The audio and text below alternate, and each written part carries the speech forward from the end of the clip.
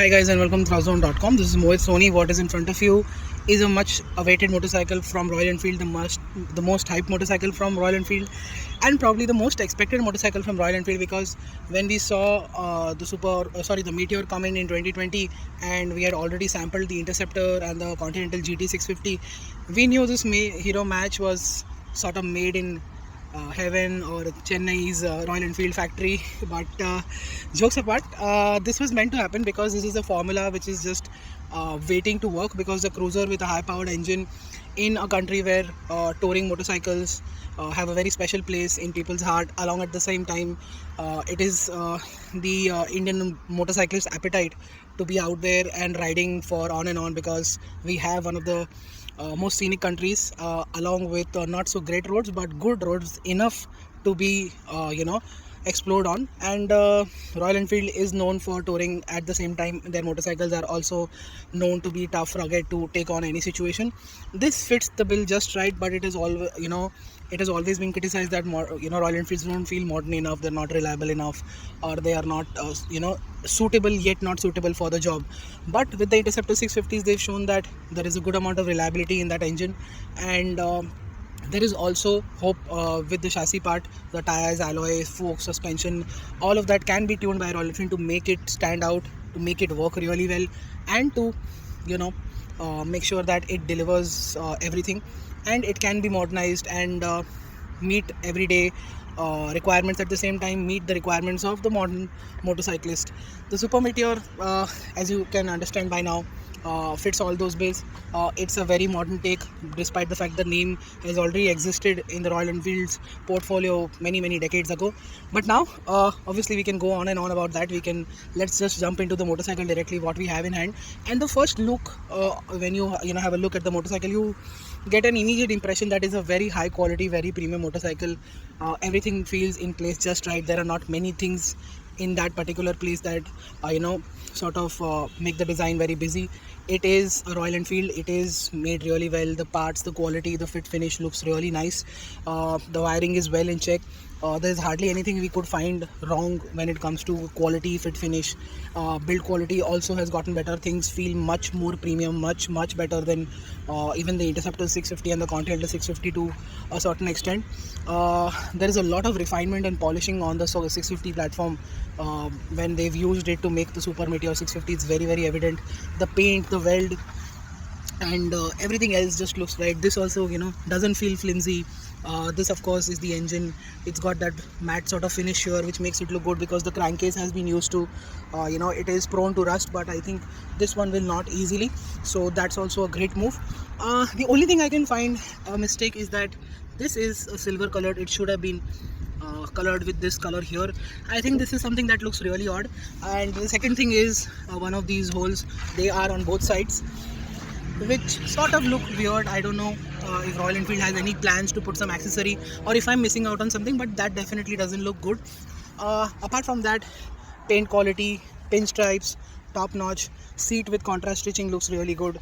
You've got the massive tank here with pinstripes, and that is Royal Enfield using the old logo with a bit of modern touch to it, and that looks really nice. Again, getting above, you see aluminum housings and finishing for the switch gear. The same can be seen for the bar end stoppers, and you've got adjustable levers on both sides, so that is pretty impressive to have.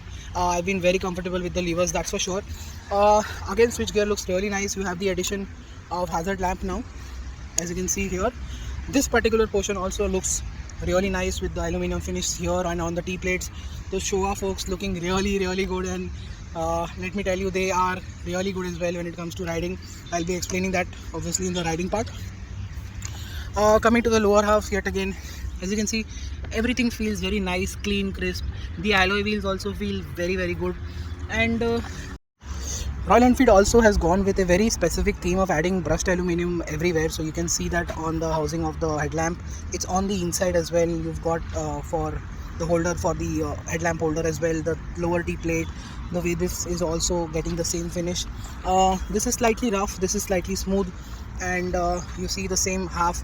Both these colors are seen on this one engine as well.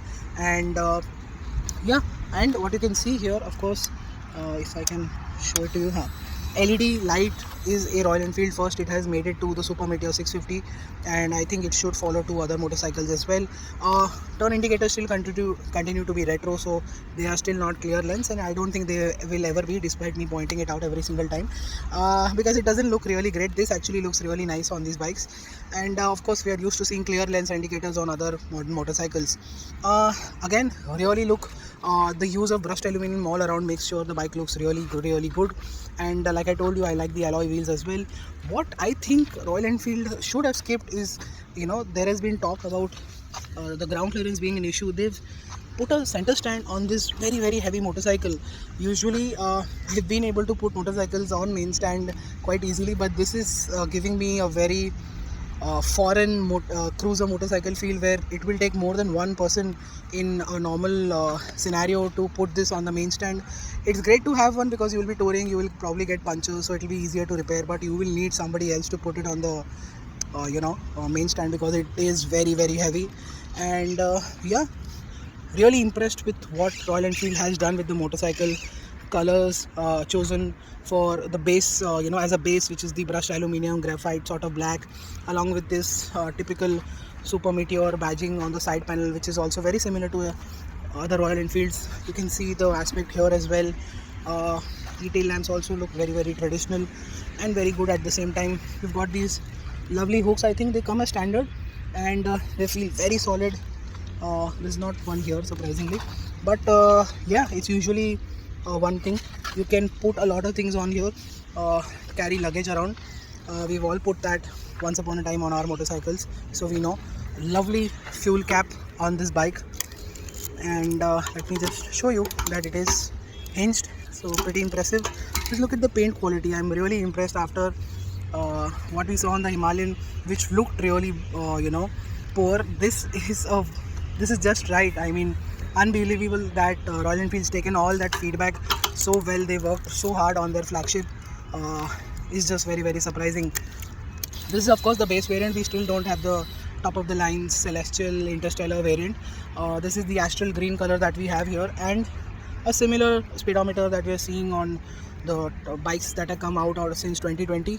Same speedometer. You've got a eco indicator, not a mode, gear shift indicator. You have time, service indicators, and the tripper is standard on this bike, so that is also very impressive. Royal Enfield has made sure that the flagship gets trippers as standard, so that is a really thoughtful and much needed move.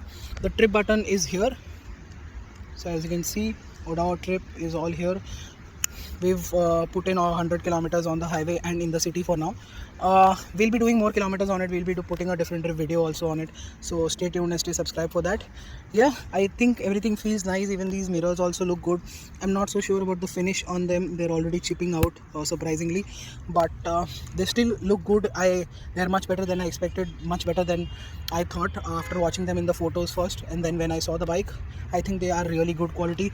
Royal Enfield hasn't spared any nook and corner to make sure that the motorcycle is very high on quality. This time build quality as well also seems very good. Components are very high quality, and now I have told you a lot about the motorcycle, what is on offer, what was the thought process behind it. Now let's get to the riding part immediately.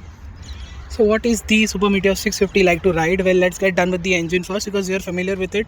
But Royal Enfield says that they have tuned it to a certain extent to meet the Super Meteor specific need, because it is a good 30 to 40 kilos heavier than the Interceptor and Continental 650, so it had to be tuned.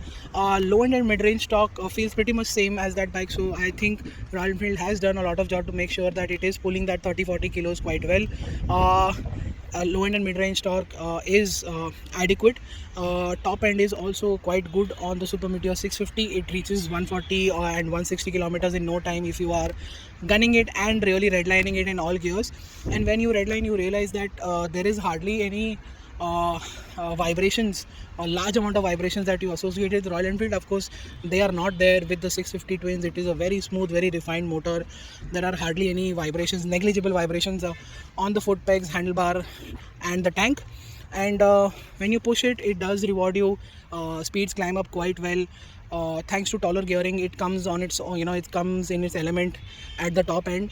And But because this motorcycle is not very wind deflector friendly, or let's say it doesn't have one of the best aerodynamics, there will be a lot of wind blast in your face, and that way is the only thing that is going to stop you from cruising anything above 120 kilometers an hour.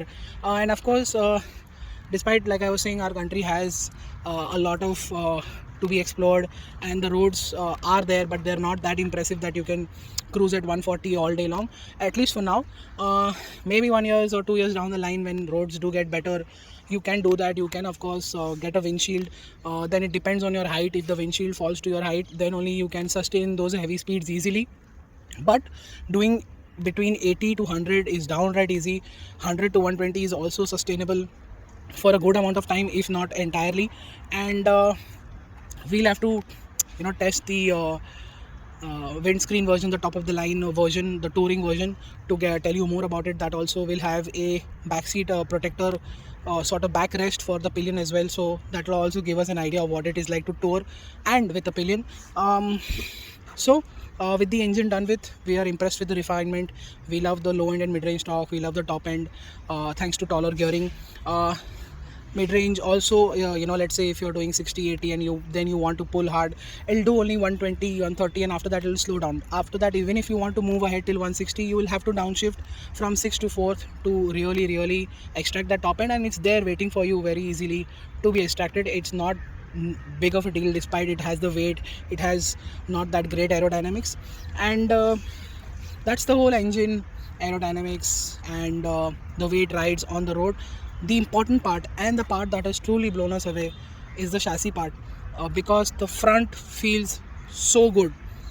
It feels one of the best front end that I've ever come across in a motorcycle, in a relaxed motorcycle ever. The front forks by Showa, the way they have been set up, are downright brilliant.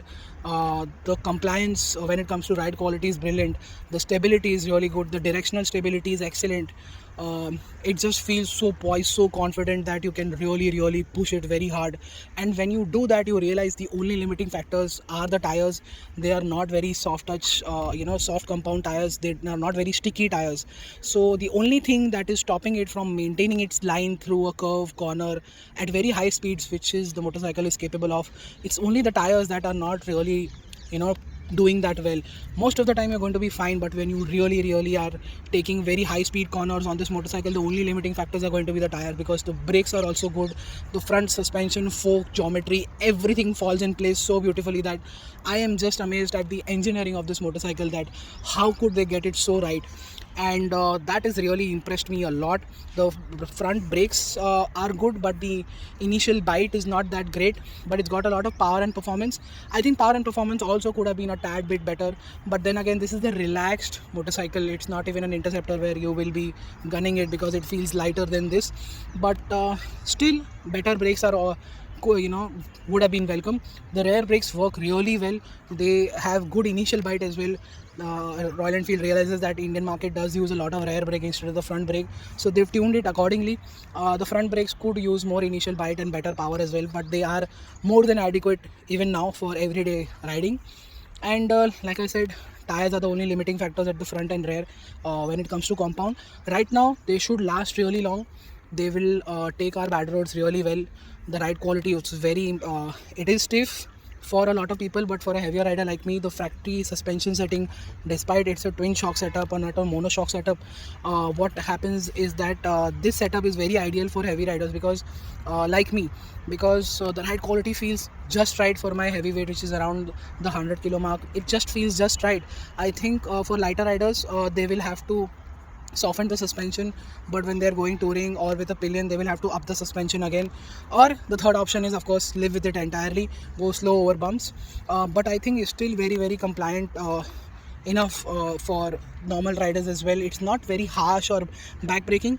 At the front, definitely not. At the rear, you can feel a good amount of jolts in your back if you go very fast over a very bad nasty pothole. And that was the scene with the Meteor 350. That is the scene with the Super Meteor 650. That is what you feel. I think suspension at the back could have been revised, just like how it's done at the front. It could have been more premium, much better, and much more suited to every sort of rider.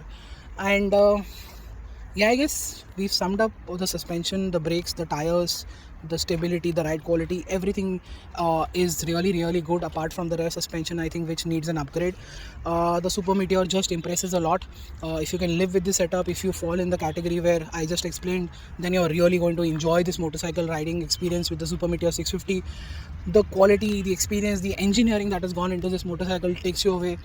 Even if you're not a cruiser guy like me, you will appreciate this motorcycle for engineering. If you want to, if you can still buy this motorcycle, you will appreciate its cruising ability. And we can't wait to put more kilometers on it and give you a proper highway touring review of this. And when we do, you will be notified if you subscribe to our channel and press the bell notification. Follow us on our website and social media for everyday updates. That's it for now. Thank you so much for watching. Until then, goodbye.